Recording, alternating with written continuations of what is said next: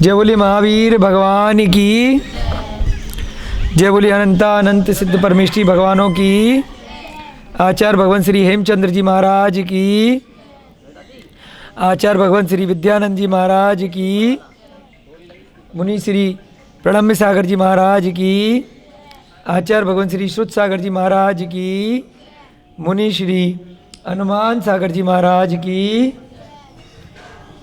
सभी प्राकृत के विद्यार्थीगण, छात्र छात्रा, अध्यापक अध्यापिकाएं, संस्था में कार्यरत सभी स्वयंसेवी बंधु, ऑनलाइन वीडियो के माध्यम से सीख रहे सभी प्राकृत के विद्वान लोग, सभी को सादर जय जिनेन्द्र, जय दू जड़ंदो। बंधुओं, हम सभी लोग प्राकृत का सर्टिफिकेट कोर्स जो अपभ्रंश साहित्य अकादमी राजस्थान से संचालित है, श्री महावीर जी अतिशय क्षेत्र जैन विद्या संस्थान के अंतर्गत यह एकेडमी आती है। राजस्थान विश्वविद्यालय से ये अधिकृत है और ऐसे सर्टिफिकेट कोर्स को हम लोग यहाँ पर पढ़ रहे हैं। 22 तारीख और 24 तारीख दिसंबर माह में, अभी कुछ ही दिन बाद आप लोगों की परीक्षाएं भी हैं, तो उस दृष्टि से हम लोग यहाँ पर प्राकृत रचना सौरभ जो व्याकरण की पुस्तक है और साथ में प्राकृत गद्य पद्य सौरभ ये हम पढ़ रहे हैं। अब समय आ गया है कि थोड़ा थोड़ा सा आपको एग्ज़ाम से रिलेटेड चीज़ें भी बतानी है। तो जो इसकी वेबसाइट है pra.apa.org, उसके ऊपर बहुत सारे पिछले सालों के क्वेश्चन पेपर मिल जाएंगे। तो कल हम संकल्प भैया जी आप भी रहोगे, अभिषेक जी कल संडे है, तो वेबसाइट से प्राकृत के रचना सौरभ और इसके दोनों के अलग अलग पेपर, सैंपल पेपर पिछले सालों के आपको मिल जाएंगे। हल करके देखेंगे ना। तो अभी आपको यहाँ हल अभी करने की पोजीशन नहीं आई है, हल तब करेंगे जब आप बिल्कुल पूरा कंप्लीट कोर्स हो जाएगा। तो एक आइडिया ले सकते हैं, उसके प्रिंट निकाल कर रख सकते हैं या उसको आप वेबसाइट से सीधे देख सकते हैं कि किस प्रकार से प्रश्न आते हैं। एक 10 नंबर का प्रश्न आपका जनरल आएगा, प्राकृत का साहित्य क्या है, इतिहास क्या है ना, इसके ऊपर आएगा। ये बहुत मोटी आपको देखने में लग रही है, 10 नंबर का इसमें से आएगा। तो जनरली एक ही प्रश्न रहता है उसमें कि इसके बारे में आपको बताना है। तो चाहे इधर से आप बता सकते हैं या जो हमने यहाँ पर प्रारंभ में जो संस्करण इत्यादि बताए थे कि प्राकृत की किस प्रकार से इतिहास है, कौन कौन सी भाषाएं चलती हैं, कुछ भी आप उसमें से थोड़ा सा लिख सकते हैं। और यहाँ पर कौन कौन से आगम होते हैं, कौन कौन से प्राकृत के मुख्य ग्रंथ हैं, उनके नाम हैं, उनके रचयिता हैं, क्यों प्राकृत साहित्यों में, काव्यों में या गद्यों में आचार्यों ने इतनी सारी विषय वस्तु लिखी है, कौन से करणानुयोग के ग्रंथ हैं, कौन से चरणानुयोग के ग्रंथ हैं, है ना, कौन से द्रव्यानुयोग के हैं, कौन से प्रथमानुयोग के हैं। तो थोड़ा थोड़ा सा इन विषयों पर इनमें चर्चा की गई है। इसकी आप अपने आप से समरी बना सकते हैं। जो गुरुजी हमने पढ़ाया था हमें जिन्होंने, शारदा माँ जी ने, तो उन्होंने इसकी 5-7 पेज की समरी बना करके हम लोगों को दी थी। अगर मेरे पास होगी तो मैं आप सबको उसकी कॉपी दे दूँगा, नहीं तो आप खुद से भी इसको पढ़ सकते हैं। और अपने मन से आपको ये लगा लीजिए कि 10 मिनट में लगभग एग्ज़ाम जब आएगा तो 10-15 मिनट 10 मिनट जो भी 2-3 पेज आप इसके बारे में लिख सकें, है ना। तो इसमें से आपको 10 नंबर का प्रश्न आएगा और बाकी का इन्हीं में आएगा, किसी इनमें से दोनों किताबों में से किसी एक में रहेगा ये। तो ये भी थोड़ा सा पढ़ना है, कहानी है, इसमें थोड़ा सा विषय वस्तु आएगी कि किस प्रकार से प्राकृत ग्रंथों के जो रचयिता हैं, जितने भी हमारे पूर्वाचार्य हैं, इतिहासकार हैं, उन्होंने किस प्रकार से ग्रंथों में किन किन विषयों का समावेश किया है और क्या उनकी शैली रही है। किसी की शौरसैनी है, किसी की अर्धमागधी है, किसी की महाराष्ट्री है, अलग अलग प्रांतों का इस पर कैसे प्रभाव पड़ा, प्राकृत कितनी पुरानी थी, उसके बाद दूसरी भाषाएं किस प्रकार से उत्पन्न हुई, वर्तमान की भाषा कैसे आई। थोड़ा सा इतिहास इनमें आपको पढ़ के समझ आ जाएगा। अगर सारा समझ नहीं आता है तो घबराने की बात नहीं है कि इसका क्या मतलब है, उसका क्या मतलब है, क्योंकि इसमें 8-10 ग्रंथों के बारे में थोड़ी थोड़ी सी समरी दी गई है। इस ग्रंथ की विषय वस्तु क्या है, इस ग्रंथ की क्या है, जो भी पद्म पुराण इत्यादि बहुत सारे ग्रंथों के नाम आपने सुने होंगे, हमारा प्रातः काल में जैसे पांडव पुराण चल रहा है, कभी हरवंश पुराण, बहुत सारे, वो सब हिंदी में उनका अनुवाद करने के बाद है। इससे पहले के जो उनके मूल ग्रंथ हैं वो प्राकृत के हैं, जैसे पद्म पुराण का पौमचर्य है ना, ऐसे एक जम्मूदीप प्रणति करके है, जम्मूदीप प्रगति को तिलों में प्रणति है, उसका त्रिलोक सार बाद में बना है ना। तो बहुत सारे प्राकृत से दूसरे हिंदी संस्कृत के ग्रंथ बाद में बने हैं, तो मूल ग्रंथों के इनमें नाम आए हैं। उनमें आपको पढ़ करके ये समझ में आएगा कि यहाँ पर जो पांडुलिपियों का संरक्षण का काम चल रहा है उसमें बहुत सारी पांडुलिपियाँ प्राकृत में प्राप्त होती हैं, तो उनके भी नाम आपको देखने को मिलेंगे कि अच्छा हमने वो वाली पांडुलिपि पे काम किया था, वो तो इसमें भी आई है ना। कॉपी भी बनती है, पहले फोटोकॉपी और मशीन से इस तरह से किताबें नहीं छपती थी, तो अगर एक किताब है तो एक बार एक ही लिखी जाती थी, उसके बाद अगर दूसरी कॉपी बनानी है तो पूरी हाथ से लिखते थे, उसको देख देख करके कई महीने लग जाते थे, साल भी लग जाते थे। तो इसलिए पुरानी जितनी भी किताबें हैं मूल भी हो सकती हैं पांडुलिपियाँ, और उनकी कॉपी भी हो सकती है, प्रतिलिपि, परंतु कॉपी का मतलब फोटोकॉपी की मशीन से नहीं होती थी, हाथ से ही बनाते थे। तो इस प्रकार से फिर उनकी कॉपी से फिर आजकल फोटो खींच के प्रिंट निकाल करके स्कैन करके या उसको टाइप करके छाप देती है, तो बहुत सारी पुस्तकें मशीन से निकल आती है। तो इसलिए आप लोगों को ये वाला भी थोड़ा सा स्वयं से पढ़ना है। और यहाँ पर कल हमारा विषय हो गया था, कौन सा हमारा चैप्टर हो गया था भैया जी? हाँ, हमने थोड़ा सा आपको हिंट किया था, 41 आपकी कक्षा हो गई थी। कल की कक्षा में आपको थोड़ा सा हिंट कर दिया था कि आज से जो कक्षा अगली 1-2 कक्षाएं होने वाली हैं, प्राकृत व्याकरण की दृष्टि से सबसे ज़्यादा डिफ़िकल्ट है, कठिन है, तो बहुत एकाग्रचित्त होने की ज़रूरत है। और अगर आपने ये अच्छे से समझ लिया तो समझो फिर आपके 100 में से 100 नंबर कन्फर्म है। हम डरा नहीं रहे हैं कि बहुत ज़्यादा डिफ़िकल्ट है, हमें भी लगी थी डिफ़िकल्ट जब हम प्राकृत पढ़ रहे थे, वो तो जब 1-2 बार शिविर लगाए, रिवाइज कराया, तब जा कर के चीज़ें समझ में आने लगी कि हाँ ये तो इस तरीके से अगर इसको पढ़ेंगे तो इतनी दिक्कत नहीं आएगी। चलिए, तो यहाँ पर आप लोगों के लिए आज ज़्यादा कुछ सिखाएंगे नहीं, आज एक चार्ट बनाएंगे। अगर ये चार्ट आपने अपने माइंड में डाल लिया भैया जी, ये चार्ट को थोड़ा सा छाप लिया दिमाग में, तो बहुत आसान हो जाए। अगर सीधे सीधे पढ़ेंगे तो फिर कन्फ्यूजन होगा थोड़ा थोड़ा सा, जैसे वर्तमान काल के प्रत्यय आप थोड़े थोड़े से भूल जाते हो बीच बीच में, कभी भूतकाल के भूल जाते हो, वो वही लोग भूल रहे हैं जिन्होंने चार्ट प्रॉपर नहीं बनाए हैं। जिन्होंने चार्ट बना लिए हैं, 1 पेज का चार्ट है, जिसके पास चार्ट है फटाफट से वो पीछे से देख लेगा, आगे से देख लेगा, तो उसको याद आ जाएगा, अच्छा इसका प्रत्यय ये था, इसका ये था। नहीं तो ऐसे याद करने का प्रयास करोगे तो दिक्कत आएगी। तो यहां पर भी भैया जी लिख दीजिए भूतकालिक कृदंत, ऊपर लिखेंगे भूतकालिक कृदंत, और इस बोर्ड के 3 भाग करेंगे बराबर बराबर लगभग, ठीक है, भूतकालिक, ठीक है। तो हम इसमें आपको कोशिश करके आज लगभग 3 अध्याय का चार्ट बनाने का प्रयास करेंगे। एक ही चार्ट में 3 भाग करो, थोड़ा सा इसको छोटा कर लो, नहीं इस पूरे के 3 भाग करने हैं, नहीं ज़्यादा छोटा हो गया, 3 भाग करेंगे हम। और अगर थोड़ा सा समय ज़्यादा हो गया तो आज हो सकता है फिर गाथाएं नहीं करेंगे, अगर समय पे हमने अगर चार्ट बना लिया तो 1-2 गाथाएं हम कर लेंगे, ठीक है। प्रदीप भैया जी अगर फ्री हो तो कक्षा में आ जाना, प्रदीप भैया जी अगर फ्री हो तो कक्षा में आना, थोड़ा प्राकृत सीखेंगे, है ना। हाँ अब ठीक है, ज़्यादा छोटा तो नहीं हो गया उधर का, थोड़ा सा आप लोग भैया जो कैमरे लेके बैठे हैं थोड़ा सा जूम कर करके दिखाते रहना जहाँ जहाँ ये लिखेंगे, क्योंकि छोटा छोटा लिखना पड़ेगा, मजबूरी है। पहले वाले में लिख दो कर्तवाच्य,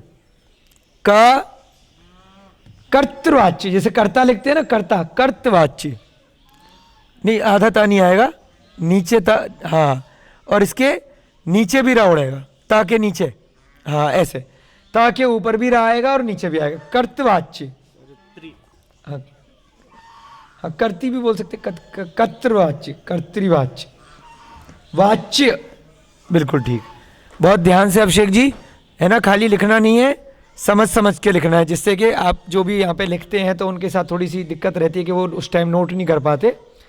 तो इसलिए साथ साथ इनके लिए एक्स्ट्रा मेहनत हो जाती है कि आप लोगों के लिए लिख रहे हैं और खुद की नोटिंग नहीं हो पाती है ना। तो आप लोग अच्छे से नोट करना और क्लास के बाद भैया जी का भी नोट करवा देना, ठीक है। या फिर बोर्ड की फ़ोटो खींच लिया करो, जिससे कि बाद में ये कॉपी कर सके। दूसरे वाले कॉलम में लिखेंगे कर्मवाच्य, कर्मवाच्य।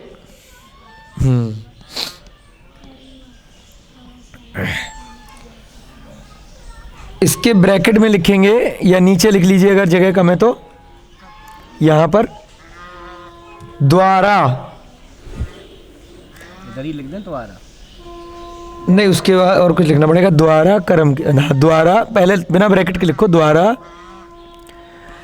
अब ब्रैकेट में लिखो कर्म के साथ। आइए प्रदीप जी बैठिए थोड़ी देर, प्राकृत सीखेंगे। द्वारा कर्म के साथ, ये आपको चार्ट बनवा रहे हैं आसान शब्दों में, उसके बाद समझा देंगे। ये ब्रैकेट बंद कर दो। कर्तवाच्य सीख रहे हैं हम, उसके बाद तीसरे वाले, इसके नीचे भी लाइन खींच देना, ये हेडिंग का ही पार्ट है एक तरह से, यहाँ लाइन खींच। हाँ, पहले हम कर्तवाच्य के वाक्य बनाएंगे, फिर कर्मवाच्य के बनाएंगे, और तीसरा भाववाच्य, भाववाच्य।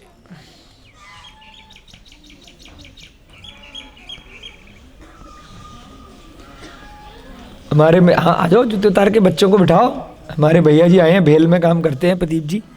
हाँ, इसके नीचे लिखेंगे द्वारा, ब्रैकेट में कर्म के बिना।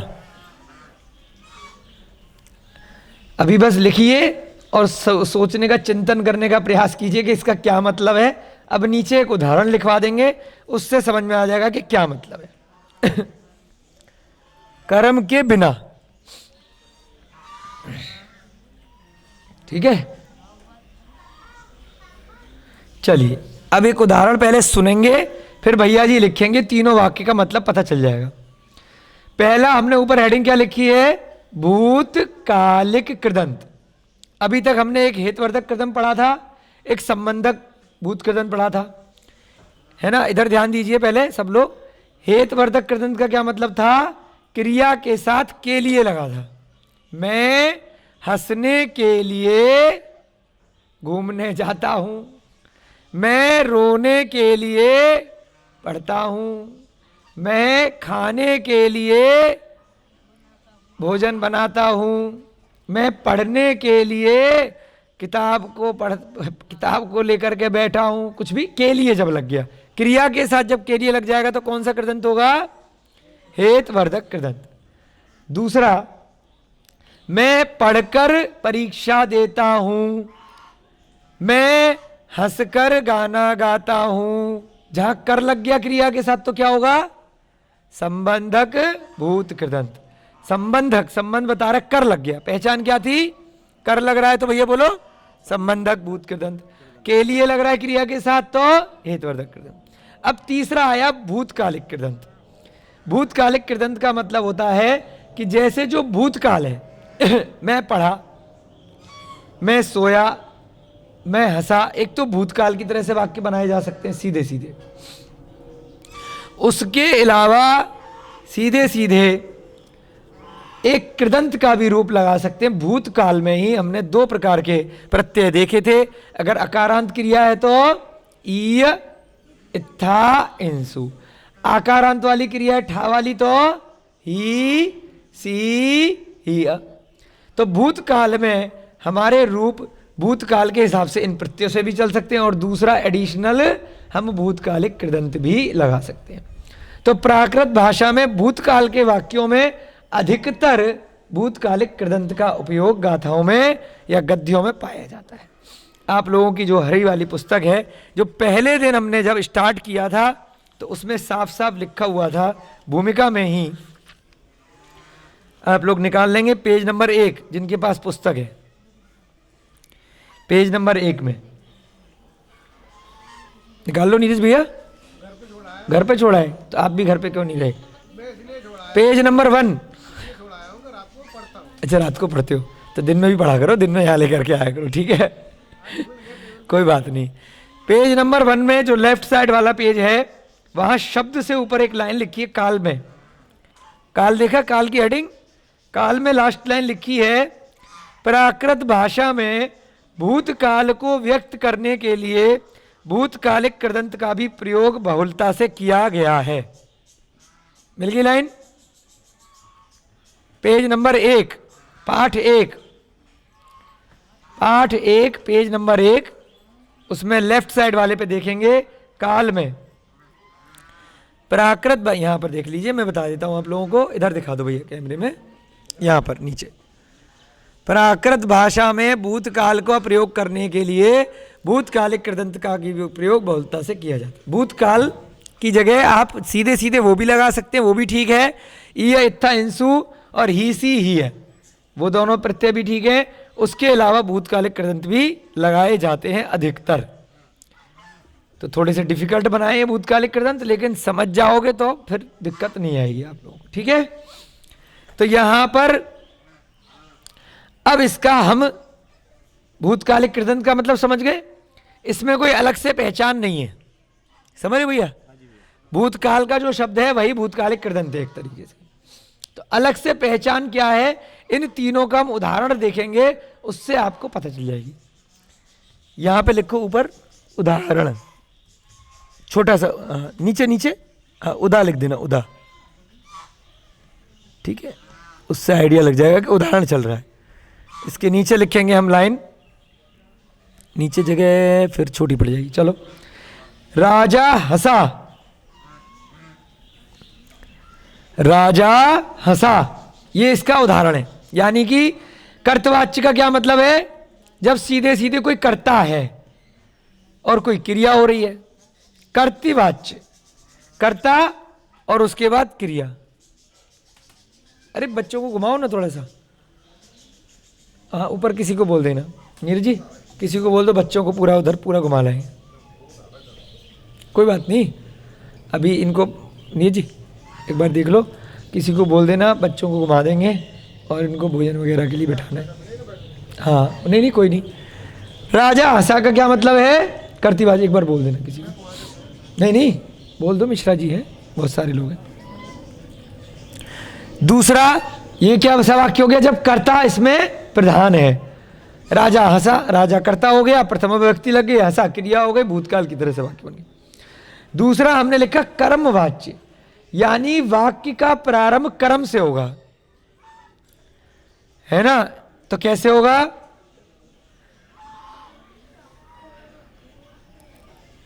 राजा के द्वारा वह हंसाया गया, या मेरे द्वारा राजा हंसाया गया, द्वारा लग जाता है कर्मवाच्य, यानी कि जो कर्म है, जो कार्य किया जा रहा है, वह प्रधान हो गया। यहां आप लिख लीजिए, मेरे द्वारा राजा को हंसाया गया, यानी कि बीच में कर्म आ रहा है। मेरे द्वारा राजा को हंसाया गया, एक ही लाइन में लिखना है ना? चल नहीं आया तो नीचे कर लेना। फर्क समझ में आ रहा है? वहां पर सीधे सीधे लिखा था राजा हंसा, और यहां क्या लिखा है? मेरे द्वारा राजा को हंसाया गया। यानी कि हमने ऊपर हेडिंग में क्या लिखा है? एक तो द्वारा लगेगा इसकी पहचान में, पहचान आपको हिंट कर दी अभिषेक जी, इसकी पहचान क्या है? द्वारा लग गया, ठीक है? और कर्म के साथ, कर्म कौन सा है? राजा को, उसको, राजा को मेरे द्वारा पुस्तक को पढ़ा गया। बोलो, मेरे द्वारा पुस्तक को पढ़ा गया। तो पुस्तक क्या हो गई भैया जी? कर्म हो गई।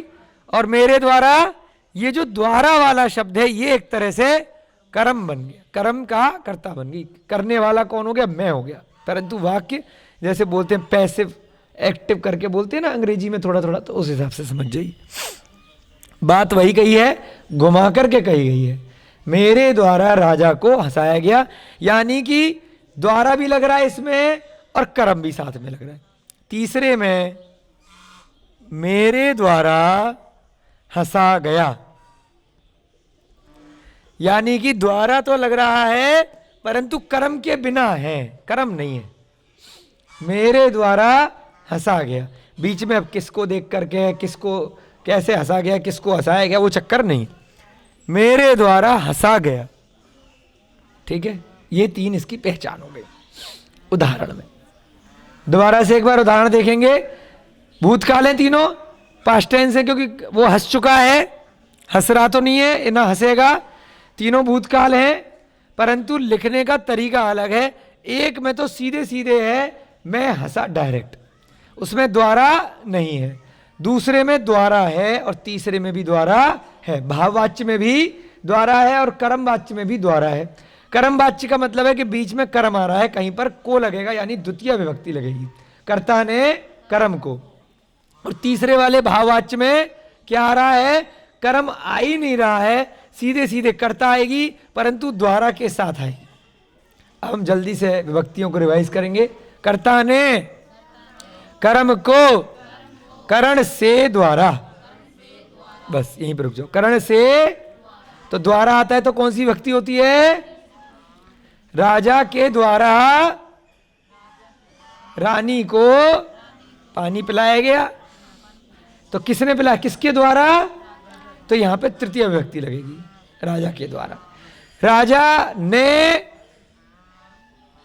ने पानी पिलाया तो प्रथमा लग जाएगी। द्वारा लगते ही क्या हो जाता है, से द्वारा, उसके द्वारा ये कार्य किया गया है ना। और से अलग, पेड़ से पत्ता गिरता है, घर से निकलता हूं, उसमें क्या अलग हो रहे हैं, तो कौन सी लगेगी, पंचमी विभक्ति। अपादान से अलग, यहां उसकी हेल्प ले रहे, मैं पेन से लिखता हूं, पेन के द्वारा लिखता हूं, पुस्तक से पढ़ता हूं, तो कौन सी लग गई, तृतीया लग गई। तो यहां पर राजा के द्वारा तो क्या हो गया, तृतीया विभक्ति एक वचन। तो क्या लग जाएगा, अगर देव होगा तो देवेड़, कमल होगा तो कमलेड़, और ससा होगी तो स्त्रीलिंग में ससा, ए। तृतीय व्यक्ति में उसमें ए लगाते हैं, और नपुंसक लिंग में और पुल्लिंग में एड़ लगाते हैं। याद आ गया आपको, एड़ लग जाता है, ठीक है। तो यहां पर अब यहां पर इसके लिखेंगे हम प्रत्यय, इसके नीचे बस लाइन खींच दो, पूरे के नीचे एक लाइन। हाँ, अभी हम चार्ट बनाएंगे और उसके बाद अगर चार्ट आज पूरा हो गया तो कल इसके वाक्य बनाएंगे। ये इनकी तीनों की पहचान हो गई, चार्ट के द्वारा बहुत आराम से कर लोगे, ठीक है।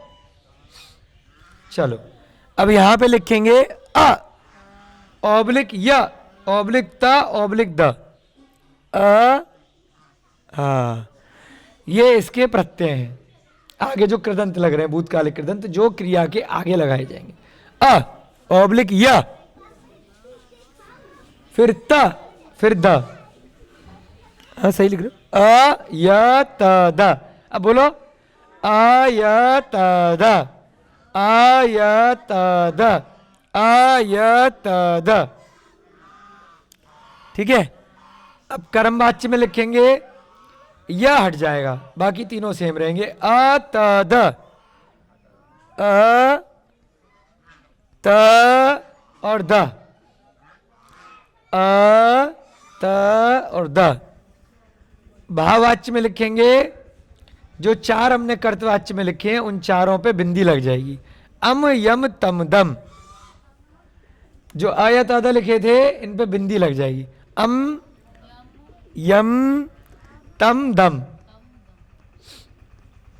जैसे हमने कृदंत लगाए ना अब संवादक में, ऊड़ उड़म दूड़ उड़म, उमता अ है ना, उधर हमने हेतुवर्धक में लगाए उम और दुम, जैसे हम उधर प्रत्यय लगाते हैं, समझ रहे हो। तो ऐसे ही ये कृदंत लगेंगे। दोबारा देखेंगे, अगर कर्तवाच्य वाक्य है तो क्रिया के आगे अ य त द कुछ भी लगा देंगे। दूसरा, अगर कर्मवाच्य है तो अ त द तीन में से कुछ लगाएंगे, तीसरा, अगर कर्मवाच्य है तो अम तम यम, अम यम तम दम। बोलो बोलो अभिषेक जी, मजा नहीं आता ऐसे बोलते रहो, बोलो खुश होकर के बोलो, खुश होकर के, मुस्कुरा करके। अम यम तम दम, किसमें? भाववाच्य में। अब इधर बोर्ड पे नहीं देखेंगे, चाहे आंखें बंद कर लो, कॉपी पे नहीं देखेंगे, ठीक है? अब याद करेंगे साथ साथ, ठीक है भैया जी? आंखें बंद कर लो। अब याद करेंगे कर्तवाच्य का उदाहरण, बिना बिना देखे, बोर्ड पे नहीं देखना, उदाहरण, प्रत्यय नहीं बोल रहे बेटा, उदाहरण, हिंदी का उदाहरण, राजा हंसा, है ना? ठीक है, वो किसका हो गया? कर्तवाच्य का उदाहरण। कर्मवाच्य का उदाहरण बिना देखे बोलना है, आंख बंद करके। हाँ, मेरे स्टार्टिंग में द्वारा आएगा, मेरे द्वारा राजा को हंसाया गया, द्वारा लग रहा है और बीच में कर्म आ रहा है। तीसरा, भाववाच्य, द्वारा लगेगा, बीच में कोई कर्म नहीं आएगा। राजा के द्वारा हंसा गया, मेरे द्वारा हंसा गया, तुम्हारे द्वारा हंसा गया, सोया गया, बीच में कोई कर्म नहीं है, सीधे द्वारा में शब्द शुरू है और अंत में क्रिया लगी है भूतकाल की। ठीक है, आगे बात समझ में, पहचान। तो पहले वाले में कर्तवाच्य में क्या होगा? अ य त द। दूसरा कर्मवाच्य में क्या होगा? अ त द। भाववाच्य में क्या होगा? अम यम तम दम। कोई डिफिकल्टी, कोई परेशानी, कोई डाउट? हाथ की याद कर लिए, ठीक है। चलो अब थोड़ा सा कैसे बनाएंगे वो देखेंगे, ठीक है। यहां पर अब हम लिखेंगे, हाँ यहां पे पहले लिख लो, क्रिया को इकारांत बनाएंगे। जैसे कि हम संबंधक कृदंत में करते हैं, अभी तो हमने हिंट करा है कि भाई ये इसका कृदंत है, अब लिखेंगे कैसे उसको।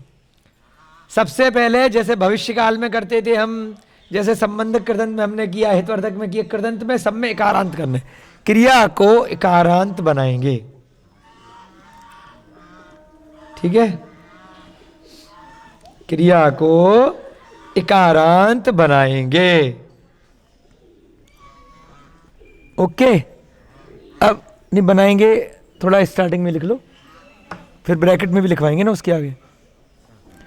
क्रिया को इकारांत बनाएंगे, ब्रैकेट में लिखेंगे हंस और एरो लगा करके हंसी, छोटी की मात्रा पहचान के लिए। ब्रैकेट में हंस का क्या हो जाएगा? हंसी, छोटी की मात्रा, हंस। हाँ, इसका एरो लगा करके क्या बन जाएगा? हंस का हंसी हो जाएगा, ठीक है। चलो आगे बात समझ में, कि जितने भी इसमें बनाएंगे सबसे पहले क्रिया को इकारांत करेंगे, कर्ता के साथ। चलो उसके बाद लिखेंगे नीचे, कर्ता अगर पुल्लिंग का है, कर्ता पुल्लिंग, कर्ता। अब इसमें हम तीन प्रकार से भेद बनाएंगे। कर्ता अगर पुल्लिंग का है, यानी कि देव है, पुल्लिंग के शब्द थे ना, देव था, बहुत सारे शब्द है, नरिंद है, ठीक है। पुल्लिंग का चार्ट हमने अलग बनाया है, स्त्रीलिंग का चार्ट अलग बनाया है, नपुंसक लिंग का चार्ट अलग बनाया। कर्ता पुल्लिंग, पुल्लिंग लिखो, कर्ता अगर पुल्लिंग है, लाइन खींच दो उसके नीचे। हाँ, कर्ता है मत लिखो, कर्ता अगर पुल्लिंग, पूरा लिख दो, पुल्लिंग पूरा लिख दो, नहीं तो समझ में नहीं आएगा लोगों को। हाँ, कर्ता अगर पुल्लिंग है तो नीचे हम कैसे बनाएंगे, इसमें क्रिया में कैसे करेंगे। तो नीचे उदाहरण लिखेंगे, नरिंदो, लिखो नरिंदो। भैया दिख रहा है ना कैमरे वालों को, और बड़े सब लोगों को पढ़ाई में आ रहा है, आ रहा है ना? हाँ, तो आपके में से देख लेंगे, नहीं तो आगे आ जाओ आप लोग ना बेटा, जिन जिन को दिखाई नहीं दे रहा आगे आ जाओ यहाँ पर, ठीक है ना, थोड़ा सा मजबूरी है। नरिंदो, नरिंदो, हाँ क्यों? क्योंकि कर्ता, नरिंद माने राजा होता है, और प्रथमा व्यक्ति में क्या हो जाएगा, नरिंदो। देवो भी लिख सकते हैं, कुछ भी लिख सकते हैं, एक उदाहरण दे रहे हैं सीखने के लिए। इसके आगे एरो लगाओ, नरिंदो का क्या हो जाएगा आगे, मतलब एक हाइफन लगा दो बस। हाँ, एक लाइन थोड़ी सी लंबी खींच दो। नरिंदो वाले में क्या होगा,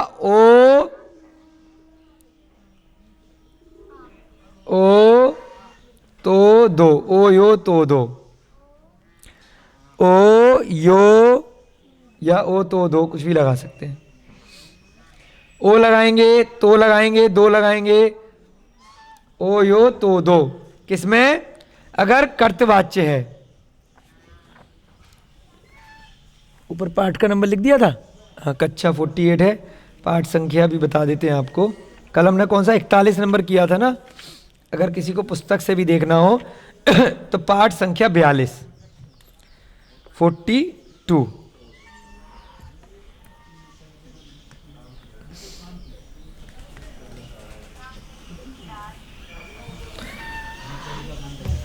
ठीक है, ओ यो तो दो, चारों लिख लिया, हाँ, ऑब्लिक लगा दो चारों पे। अब बताओ कैसे बना। हमने आपको बोला था कि डायरेक्ट किताब से करेंगे थोड़ा डिफिकल्टी होगी, तो बहुत सरल शब्दों में चार्ट बनाना चाह रहे हैं। ध्यान दीजिएगा, मूल प्रत्यय क्या है, आ या ता दा। क्या करना है, क्रिया को पहले एकारांत करेंगे। क्रिया क्या होगी, हंस। राजा हंसा, राजा के लिए क्या हो गया, नरिंद। प्रथमा व्यक्ति एक वचन में क्या बन जाएगा, नरिंदो। अकेला है तो खाली नरिंद तो लिखेंगे नहीं, नरिंदो। और क्रिया में जब हंसी लग गया तो अब ये ओ क्यों बनाया, क्योंकि इसकी वजह से ले बनाते हैं। यहां पे बस आपको इसको शॉर्टकट में समझ लो कि जैसे भैया जी गाने गाते हो ना, तो पहली लाइन में जो लास्ट का शब्द आया उसी हिसाब से, है ना, गाने वाने नहीं लिखते, फिल्मों में गाने होते हैं। तो आप कोई सा भी गाना जो भी आपका फेवरेट हो, तो जो भी लेखक होगा वो ये कोशिश करेगा कि जो पहली लाइन का अंतिम मात्रा लगी है वही दूसरी वाली लाइन में आ जाए, जिससे कि थोड़ा सा रिदम बन जाए, लय बन जाए, गाने के लिए, बजाने के लिए, बोलने के लिए, डांस करने के लिए। कुछ ऐसे हिंट समझ लो, समझ रहे हो भैया। तो भूतकालिक कृदंत में यही होता है कि जो शुरू में मात्रा चढ़ी हुई है उसी हिसाब से आगे वाला जो शब्द है, जो क्रिया बनेगी, उसमें उसी हिसाब से मात्रा चढ़ जाएगी। बहुत आसानी से आपके समझ में आ जाएगा क्या कहना चाह रहे हैं। चलिए, इसके नीचे लिखो नरिंदा।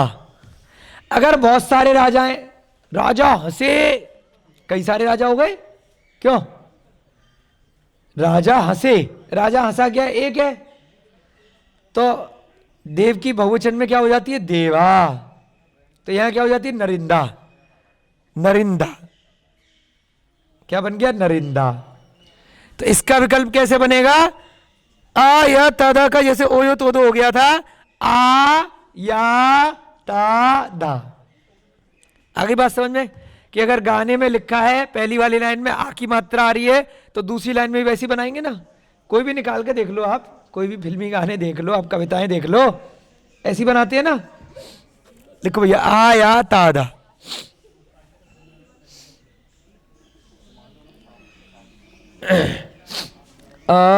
या तादा, बड़ा हो जाए भैया। देखो अभी गाना गाया सिखाया ना, आप गाना गाओ कोई सा। कौन सा गाना पसंद है तुमको, हाँ रोहिता जी गा दो कोई गाना। नहीं याद आ रहा, चलो कोई बात नहीं। नीरज जी को बहुत याद है, सर खुजा रहे हैं, ढूंढ रहे हैं कौन सा फिल्मी गाना मैडम वाला गाऊं नहीं गाऊं यहाँ पे। तो ये हमने हिंट करने के लिए आप लोगों के लिए बात बोली है कि जैसे ले बनाते हैं वैसे ही आप इसको मान लीजिए, तो बड़े आराम से याद हो जाएगा। मूल प्रत्यय वही है, आया था। जैसे ही जो आपकी ये उदाहरण में राजा में जो चीज लगेगी, अगर नरिंदो लग गया तो आया तादा का ओ हो जाएगा, और अगर नरिंदा लग गया तो आया तादा हो जाएगा, उसी से ले बन जाएगी। जैसे मान लो संकल्प है, तो संकल्प हंसा, तो हम क्या कर देंगे, एक उदाहरण के तो संकल्पा हंसा, दोनों में सेम मात्रा है। अगर संकल्पी हंसी, संकल्पी हंसी, दोनों में ई की मात्रा आ जाएगी। ऐसे समझ लो कि जो मात्रा उधर है वही मात्रा क्रिया में आनी है, जो मात्रा कर्ता में है। ठीक है, अंत में, कि दोनों को बिल्कुल मैच करेंगे बोलने के लिए। अब एक ध्यान रखना है, क्रिया में इकारांत कर देंगे तो हसीओ हो जाएगा। हस के साथ में क्या हो जाएगा? हसीओ। नरेंदो हसीओ क्या बनेगा? क्योंकि नरेंद्र में भी ओ लग गया और आगे क्या लग गया? आया तादा में से कुछ भी लेके ओ की मात्रा लगा देंगे, जो द पे लास्ट में मात्रा। अगर राजा हंसे तो नरिंदा हसी आ। ठीक है, आगे समझ में आसानी से। जो मात्रा कर्ता में लग रही है वही मात्रा उठा करके आपको क्रिया में लगानी है। ठीक है, चलो अगला लिखेंगे नपुंसकलिंग। पुल्लिंग हो गया कर्ता, कर्ता पुल्लिंग के नीचे लिखेंगे कर्ता नपुंसकलिंग। हाँ यहीं पे लिखना है भी, कर्ता नपुंसकलिंग।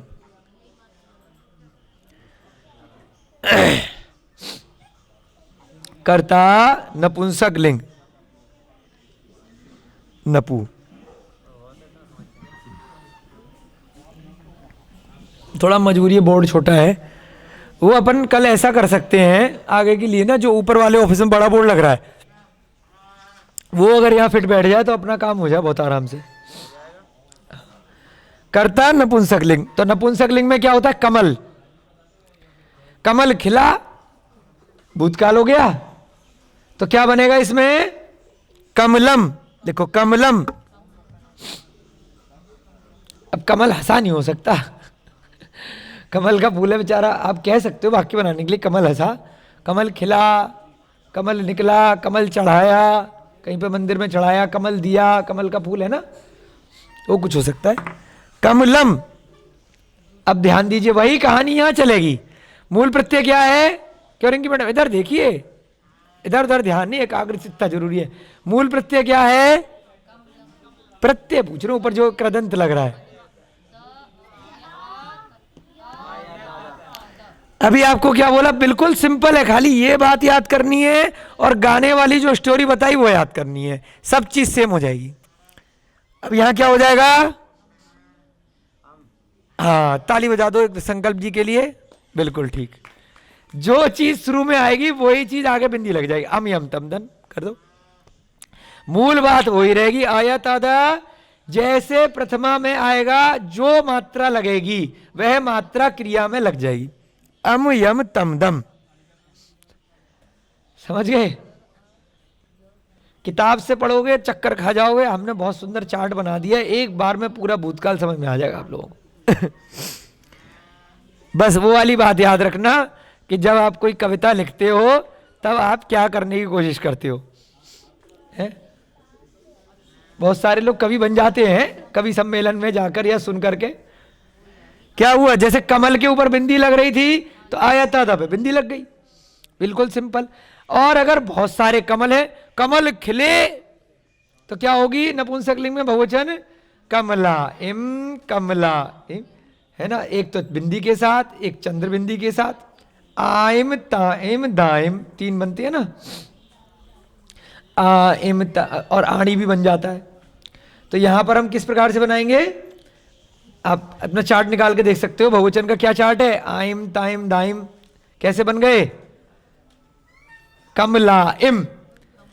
अब एक ही याद कर लेंगे, चलो इम वाला उधर लिखो, कमला इम लिखो। कमल की जगह क्या हो जाएगा? कमला इम और कमलाणी। बहुवचन में तीन थे ना प्रथमा के नपुंसकलिंग में, तो कमला इम, ई के ऊपर बिंदी, तो क्या बन जाएगा यहां पर? कमला इम। बोलो, मूल शब्द क्या था? कमल था। कमल के ऊपर हमने क्या लगाया है? आइम। तो आइम जोड़ करके इन चारों को लिखो। आ के आगे आइम जोड़ेंगे तो, अभिषेक जी सोच करके बोलना। हाँ अच्छा, आपने कमला इम के आगे एरो लगाओ ना, ऑब्लिक नहीं है भैया। कमला इम के आगे डंडा। अब इधर ध्यान दो, इसमें कमल के आगे क्या जुड़ा है? कमल के आगे, कमल के आगे, आप तो संस्कृत के विद्वान हो, कमल में क्या जोड़ेंगे जो कमलाइम बनेगा? आइम। तीसरी बार में ताली बजाओ। लाइम नहीं जुड़ा है, लाइम नहीं जुड़ा है कमल में। अगर कमल में लाइम जोड़ेंगे तो दो ला हो गए। क्या जुड़ा भैया? दोबारा बोलो, जोर से बोलो बच्चों के लिए। आइम। ठीक है, क्या जुड़ा है? आ इम। तो यहां पर आ इम को इन चारों में जोड़ना है, आ इम को इन चारों में जोड़ना है। तो आ में आ इम जुड़ेगा तो क्या बनेगा? आ इम आएगा। क्यों भैया सुनो, आ इम प्लस आ क्या बना? आ प्लस आइम, आइम ही रहेगा ना, लिखो। और ऐसे ही या के साथ आइम जोड़ना है, ता के साथ आइम और दा के साथ आइम। तो आइम याइम ताइम दाइम, आ ई के ऊपर बिंदी, आइम ताइम याइम दाइम है। आगे समझ में? बस ले बनानी है वही वाली, आइम याइम ताइम और दाइम, ताइम और दाइम। ठीक है, कोई दिक्कत, कोई परेशानी? अब तीसरा यहां पर परेशानी हमारे लिए आ गई है कि स्त्रीलिंग को लिखने की जगह नहीं बची है, बाकी तो कोई परेशानी नहीं है। तो क्या किया जाए? छोटा वाला बोल्ड निकाल लो भैया जरा। नहीं मिटा नहीं सकते बेटा, वो एक साथ कंपैरिजन कराना है ना, छोटे में लिख करके साथ में रख लो, है ना। आप लोगों को क्या करना है, इसके नीचे ही लिखना है, ध्यान देना बिल्कुल। अब जो भैया छोटे बोर्ड पे लिखेंगे, आप लोगों को इसके नीचे लिखना है, ठीक है ना। एक ही चार्ट में पूरी चीज आए ऐसा ध्यान देना। अगर नहीं आ रही है तो बाद में जाकर के फेयर कर लेना दोबारा से एक पूरे पेज पे ठीक है, सब लोगों को बात समझ में आ गई? अब स्त्रीलिंग का जो लिखवा रहे हैं इसी के नीचे लिखने का प्रयास करना है, जिससे कि एक साथ सारी चीज आ जाए, कंपैरिजन करने में दिक्कत नहीं आए।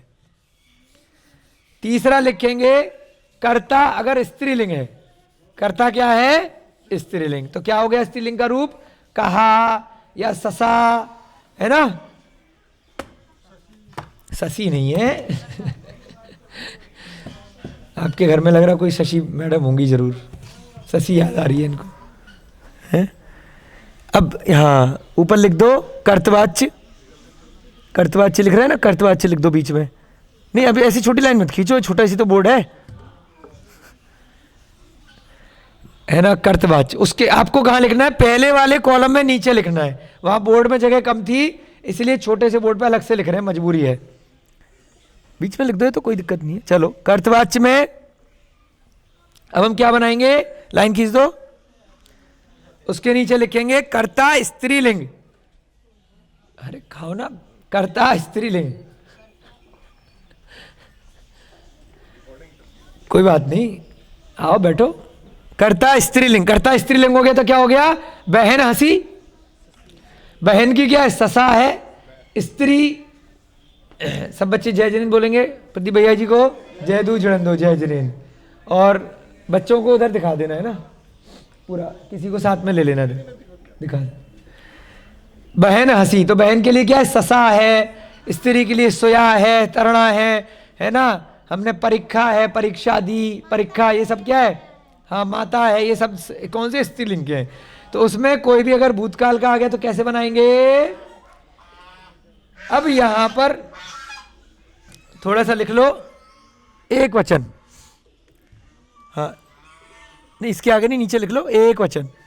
ऊपर तो आपको समझ में आ गया था, कमल है तो एक वचन है, कमलायम है तो बहुवचन है, ठीक है। एक वचन, एक वचन में लिख लो ससा। ससा का क्या रहता है? ससा रहता है। कहा का क्या रहता है? कहा रहता है, ठीक है। लिखो नीचे ससा। अभिषेक जी ध्यान भी रखना है ना, क्योंकि बाद में आप नोट नहीं कर पाओगे। बिल्कुल, कोई भी अगर किसी को दिक्कत आ रही है हाथ के हाथ पूछ लेना, समझ में आने में दिक्कत है, क्योंकि बहुत थोड़ा मैंने आपको पहले ही बताया, भूतकालिक कृदंत अगर हाथ के हाथ अच्छे से करोगे तो इससे इजी कुछ नहीं है। और अगर क्लास में नहीं समझ पाए तो इससे डिफिकल्ट पूरे व्याकरण में कुछ नहीं है। और जिसने भूतकालिक कृदंत समझ लिया, अच्छे से कर लिया, इसका मतलब गारंटी है कि 100 में से 100 नंबर पक्के, क्योंकि बाकी सब चीजें तो इससे बहुत आसान है ना, बहुत ही ज्यादा। ससा, ससा के आगे क्या लिखेंगे? आ का डंडा लग गया तो क्या हो गया? आ या तादा। क्यों? क्योंकि आ लग रहा है तो ले बनाएंगे ना अपन, पहले से आ लग रही है तो आ तो चलेगा नहीं, तो क्या हो गया? आ या ससा नहीं है भैया, हाँ ससा है, ठीक है, हाँ आ या तादा, सही है, ठीक है। क्या बन गया? ले बनाएंगे हम, आ या ता दा, चार प्रकार से यहां पर हमारे विकल्प बन गए। क्यों बन गए? लय बना रहे। जैसे प्रथमा जो आपका कर्ता में जो मात्रा आएगी वही मात्रा आपको कृदंत में लगानी है, लेकिन ध्यान रखना है कि क्रिया को क्या करना है?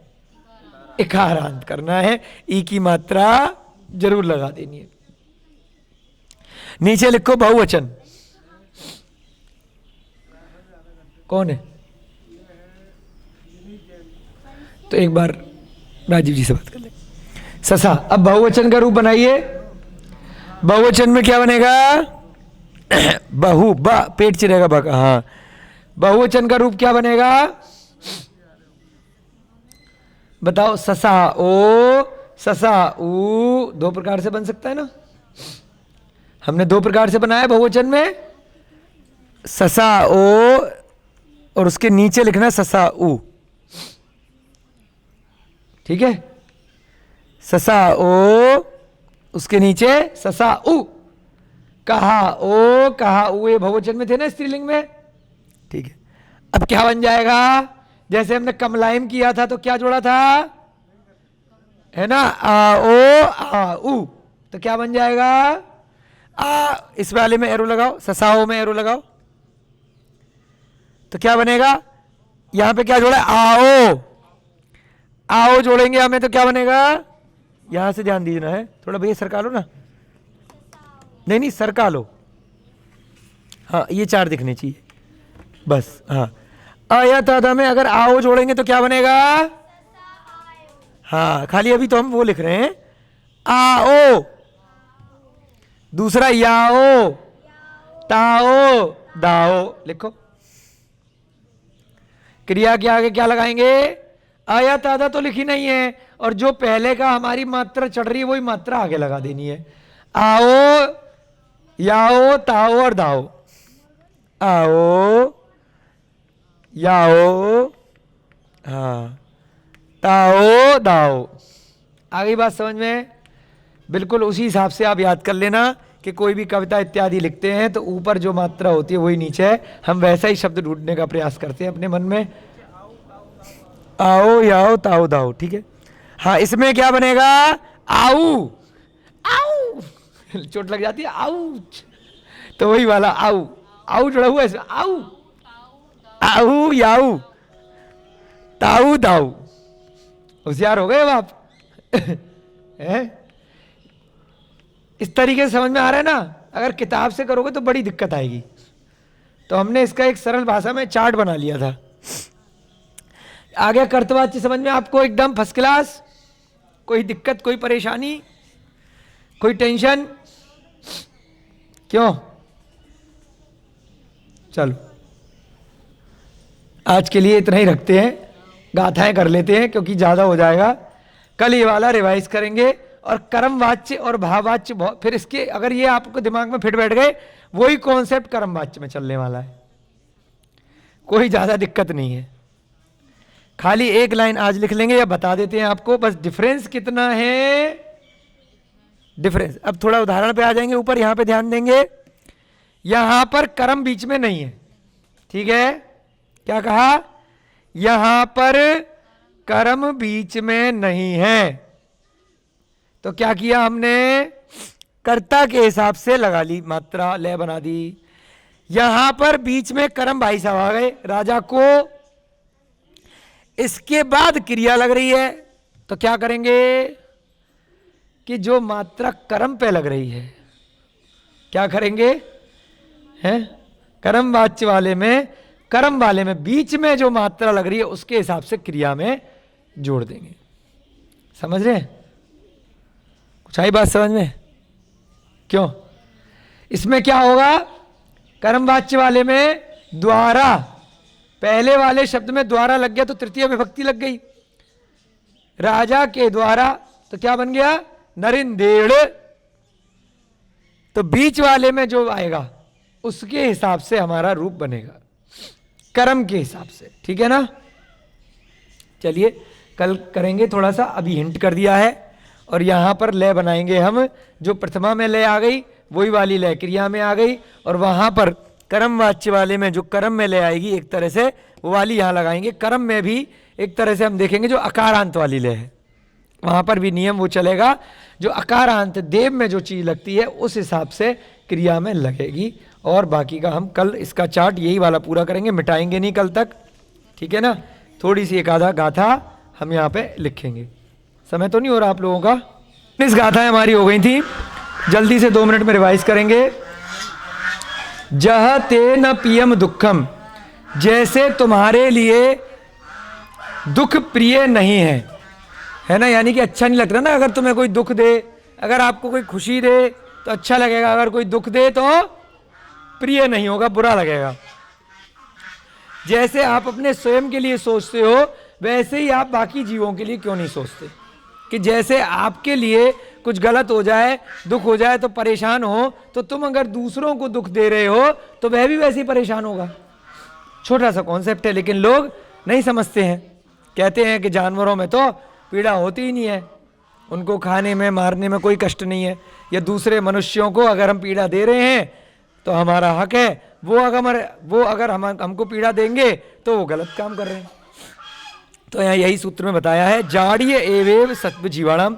इसी प्रकार से सभी जीवों को जानना चाहिए कि उनको भी दुख प्रिय नहीं होता है। सब्वा यर मुव उत्तो, इसी प्रकार से सभी जीवों को उचित रूप से जान करके अत्तो वम्मीण कुड़सु दयम, अपने अत्त माने अत्तम अत्तो वम्मीण, यानी कि अपने स्वयं के से तुलना करके उसको जानना चाहिए, और उनसे कुड़सु दयम, यानी कि उनसे दया का भाव रखना चाहिए, सहानुभूति रखनी चाहिए। वे मतलब में बाकी के जीवों को कष्ट नहीं देना चाहिए। एक पल के लिए हमें सोचना चाहिए कि अगर उनकी जगह हम होते तो हमें भी उसी प्रकार से दुख होता। तो इस प्रकार से बड़ा अच्छा सूत्र है पराकत में, समण सूत्र में। अगली गाथा हम जल्दी से लिखेंगे, 20वें नंबर की गाथा। उसी गाथा को आगे बढ़ाएंगे, बड़ी प्रसिद्ध गाथा है, जो लोग भी थोड़े से स्वाध्यायी हैं, बहुत फेमस गाथा है ये, और इसके शब्द बहुत जगह प्रयोग में भी आते हैं। जीव वहो अप वहो, बोलो। एक ही शब्द पूरा की पूरा जैन दर्शन को बताता है। बोलो, जीव वहो अप वहो, यहीं पे फुल स्टॉप हो जाता है। यानी कि बताओ, जीव का वध स्वयं की आत्मा का वध है। अगर आपने किसी दूसरे जीव को मारा, चाहे चींटी को मारा, हाथी को मारा, शेर को मारा, तो ये मानना कि तुमने पहले खुद को मार लिया, अपना आत्मघात किया है। जीव का वध खुद का घात होता है। किसी भी पशु को मारना, किसी भी मनुष्य को मारना कृत कारित अनुमोदना से, भाव में भी अगर आपने किसी को मार दिया तो आप पहले खुद मर गए, दूसरा मरा तो बहुत बाद में। यशोधर चरित्र आप लोग पढ़ रहे हैं आटे का मुर्गा के नाम की किताब में, उसमें आपने देखा खाली भाव कर लिया कि आटे का मुर्गा बना करके मार दिया, वो मुर्गा तो मरा नहीं, लेकिन राजा यशोधर कितने कितने जन्मों तक मरते रहे, तड़पते रहे, कितनी त्रियंच योनियों में भुगते, सोचते ही। तो हम लोग तो जाने पूरे दिन में कितने लोगों के बारे में सोचते हैं, इसको जान से मार डालूंगा, इसने मेरे लिए ऐसा कैसे बोल दिया। सामने आ जाए, मार तो सकते नहीं हो, आपको भी पता है, उसको भी पता है, लेकिन मार दिया। जैसे ही मन में विचार आया कि अगर वो आ जाए या मैं उससे ज्यादा शक्तिशाली हो जाऊं, मेरे हाथ में बंदूक आ जाए, तलवार आ जाए, इसको खत्म कर दूंगा। खूब मन में गालियां दी, बुरा भला कहा, इसका मैं बुरा करके मानूंगा, इसने मेरे साथ बुरा किया है। कषाय के भाव आ गए, क्रोध मान माया लोभ, किसी भी प्रकार से। तो क्या हो गया, दूसरा तो मरा नहीं मरा, लेकिन आपने अपने कर्म उसी समय बांध लिए, जैसे ही जिस पल आपके मन में विचार आए कषाय के, किसी भी दूसरे जीव के प्रति। तो जीव का वध अपनी आत्मा का वध होता है। पहले जीव स्वयं को मार लेता है, जैसे ही वह दूसरे, चाहे मुर्गे पे अपनी तलवार क्या उठाते हैं, वो काटने के लिए क्या होता है, बड़े से चाकू नहीं तो इतना मोटा, बहुत बड़ा चाकू लेकर के जानवरों को मारते हैं ना कसाई लोग, तो वो उसको तो बाद में मार रहे हैं, उतनी कितनी बार अपनी आत्मा को मार रहे हैं उससे पहले। अगला शब्द क्या है? जीव दया। आय हाय, इसके विपरीत जीव दया अपड़ो दया होई। इसके विपरीत क्या कहा? जीवों पे दया, अपड़ा अपनी आत्मा पे दया होती है। आप किसी पक्षी के लिए दाना डालते हो उसको तो मिल ही रहा है, उससे पहले स्वयं के कितने पुण्य कर्मों का आश्रव साथ साथ हो रहा है। अपने ऊपर दया कर रहे हो आप, ये नहीं कह रहे कि मैंने भूखे को खाना खिलाया।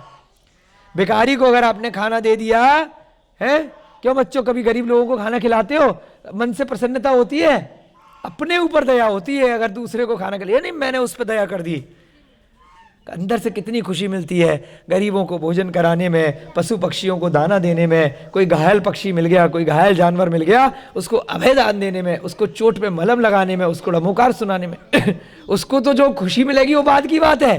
पहले आपकी अंतरात्मा पे दया हो जाती है, अगले कितने भव एक एक जीव की रक्षा करने से आपके सुधर जाते हैं। जीव दया अपड़ो दया होई, जीवों पर दया करना अपनी स्वयं की आत्मा के ऊपर दया करने के समान। ता सब जीव हिंसा परिचत्ता अत्तका मेहिम। ता उस प्रकार से सब जीव हिंसा, इसीलिए सभी प्रकार से कृत कारित अनुमोदना से हर तरह से जीव हिंसा को परिचित्ता अत्तका मेहिम इसीलिए जो लोग अत्तका मेहिम, जो लोग अपना कल्याण चाहते हैं, जो लोग मोक्ष को प्राप्त करना चाहते हैं, आत्मस्वरूप को चाहने वाले हैं, वे हर प्रकार से ये जीव हिंसा के काम तो सबसे पहले छोड़ देते हैं। बहुत साधारण सी गाथा है, बहुत ज़्यादा डिफिकल्ट इसके प्राकृत के शब्द नहीं है, तो सीधे सीधे इसका अर्थ लिखने का हम प्रयास करेंगे। हाँ, जीव बहो, बहो माने वध, देवों की तरह से लग गया तो क्या बन गया? ओ बहो। जीव बहो अपवहो, जीव का वध स्वयं का वध होता है, अपनी आत्मा का वध होता है। जीव के ऊपर दया अपनी खुद के लिए दया होती है, होई माने होती है। ता इसलिए सब जीव हिंसा, सभी प्रकार की जीवों की हिंसा परिचित्ता छोड़ी जानी चाहिए, छोड़ी हुई है। अत्तका मेहिम, अत्तका माने जो अपनी आत्मा का कल्याण चाहते हैं उनके द्वारा। हिम लग गया, देवे हिम की तरह से तृतीया विभक्ति बहुवचन, ठीक है। अत्तका मेहिम में तृतीया विभक्ति बहुवचन लगा है, देवे हिम, देवेड़ देवे हिम। और जो परिचित्ता शब्द है उसमें भूतकालिक कृदंत लगा है, जो अभी हम आयत आधा पढ़ रहे हैं उसी प्रकार से। हाँ, जीव दया अपड़ो, उसके बाद सब, ये कहाँ से लिख दिया आपने? ता, वो नीचे वाली गाथा लिख दी, ऊपर वाली। ता सब जीव हिंसा, ता सब जीव हिंसा परिचत्ता अत्तका मेहिम।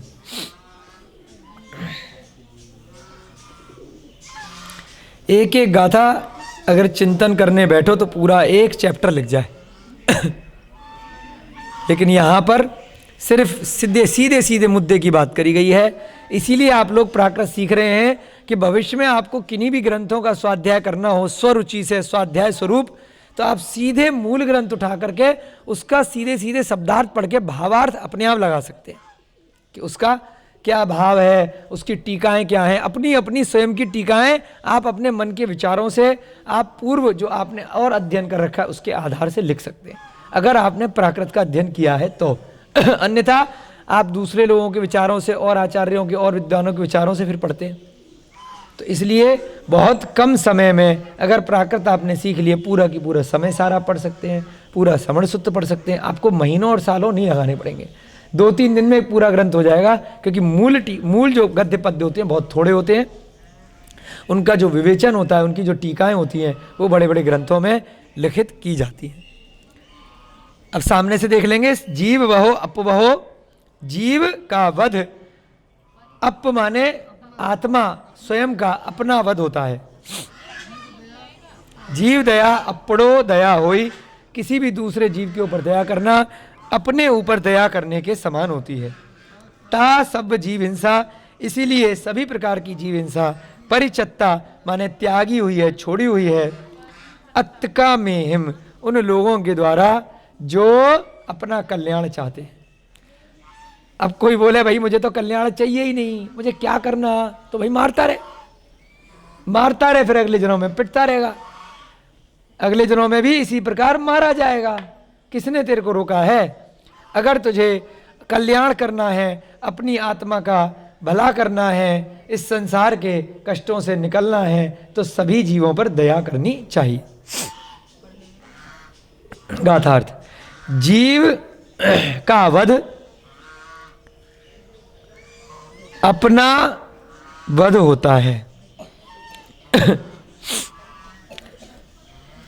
थोड़ा दूसरा मार्क करनी है भैया, उसमें इंक डाल लेना है ना।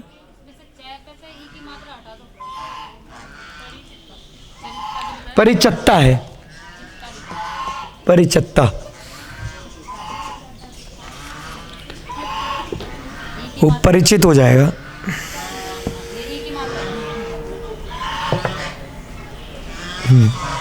थोड़ा सा दबा के चलाओ मार्कर, नहीं तो दूसरा वाला कलर, दूसरे कलर का दे देना इनको रोहिता जी, हल्का दिख रहा है। जीव का वध अपना स्वयं का वध होता है। अप माने अपना, जीव का वध अपना यानी खुद का, अपना स्वयं का वध होता है, अपनी आत्मा का वध होता है। अप माने आत्मा भी होता है, अपना एक ही बात है, अपना खुद का या स्वयं का वध होता है, कौमा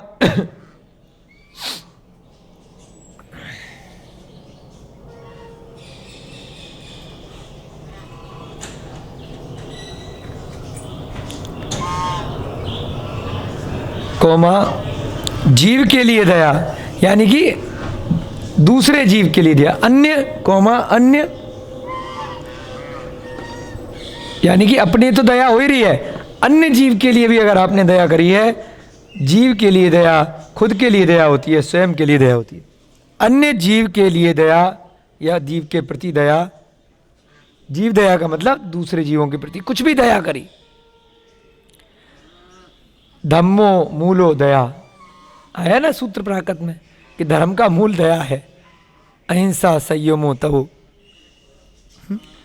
अन्य जीव के लिए दया या के प्रति दया अपने लिए दया होती है। दया अपने लिए या अपनी आत्मा के लिए दया होती है।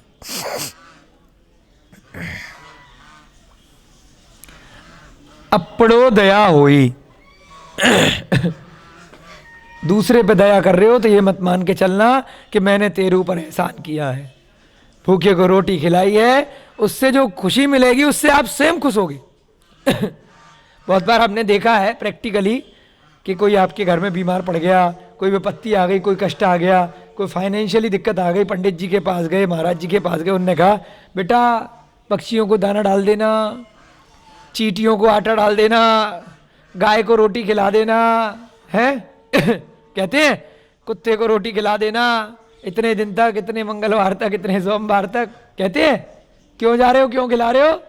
अपने ऊपर दया करने के लिए, क्योंकि उनसे आपके जो पाप कर्म है ना वो छटेंगे। आपने पहले इन लोगों का खाना छीना है, उनको कष्ट दिया है, उनको मारा है, उनको भूखा रखा है, इसी कारण से आपके ऊपर विपत्ति आई है, आपके ऊपर कष्ट आए हैं, तो उनका कष्ट उसी कारण से दूर होगा।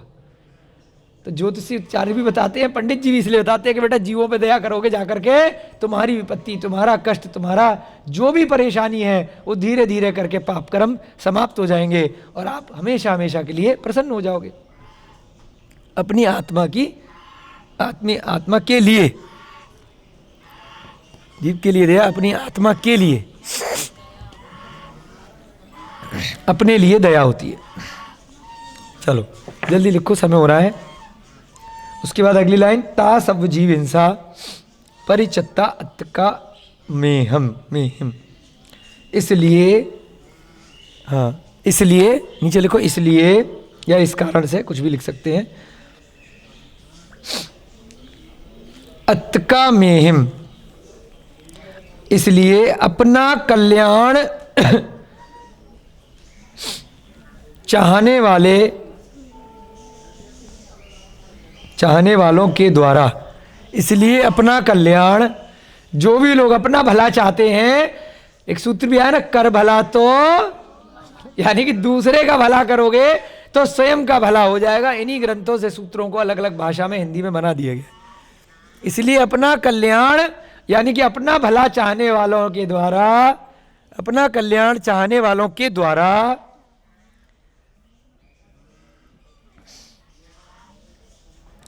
सभी जीवों की हिंसा छोड़ी हुई है। वह अब जानबूझ करके किसी भी जीव को नहीं सताते हैं, नहीं मारते हैं, न खाते हैं, न किसी को कहते हैं कि तुम इनको मारो, और ना ही किसी ने मारा है तो उसकी अनुमोदना ही करते हैं। कृत कारित अनुमोदना से वह लोग जो अपना कल्याण चाहते हैं वह हमेशा कैसा भोजन करते हैं? शुद्ध शाकाहारी, सात्विक और बिल्कुल बिना जीव हिंसा से सहित हो ऐसा भोजन करते हैं। और इसके अलावा भी अपने क्रियाकलाप में भी किसी प्रकार की हिंसा को स्थान नहीं देते हैं। सभी जीवों की हिंसा छोड़ी हुई है।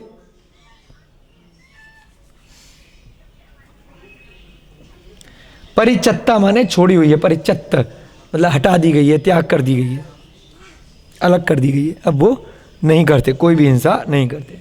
चलिए, आपकी कक्षा का समय हो रहा है। आज हमने भूतकालिक कृदंत का कर्तवाच्य किया, समर सूत्र की एक छोटी सी गाथा लिखी। कल प्रयास करेंगे, भूतकालिक कृदंत का चार्ट आपका पूरा हो जाएगा, और उसके वाक्य अगर कल समय हुआ, नहीं तो परसों हम लोग बना करके सीखेंगे। सब लोगों से निवेदन है, एक बार पुनः निवेदन है कि हम लोग अपना होमवर्क करेंगे, और जिनके पास भी ये स्पाइरल वाली किताबें हैं, जिन पे नहीं है तो यहीं से लेकर के पढ़ सकते हैं। इसकी समरी हम देखेंगे, हमारे पास होगी तो दे देंगे, है ना। नहीं तो इसमें से आप एक बार जरूर इसकी रीडिंग कर लीजिए, जिससे कि आपको एग्जाम वाले दिन दिक्कत नहीं आएगी।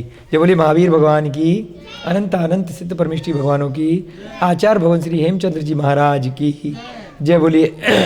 मुनि श्री प्रणम्य सागर जी महाराज की, मुनि श्री हनुमान सागर जी महाराज की, आचार्य भगवान विद्यानंद जी महाराज की, आचार्य भगवान श्री श्रुत सागर जी महाराज की। सभी को जय दू जड़ंदो, जय जनेन्द्र।